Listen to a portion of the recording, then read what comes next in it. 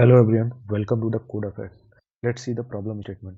Okay, so today we have a problem email admin@gmail.com and the problem statement that we need to show the username part of that admin. So how can we show that?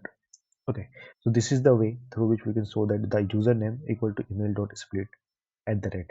So what it will do, it will fetch the array till the at the rate part. Okay, so if you just display run this code, you will got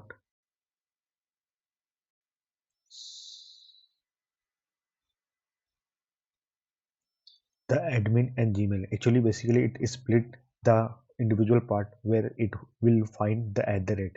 Okay, so since we get to the problem task is we need admin, so that we can just write the first array, that is zero index, and just run the code.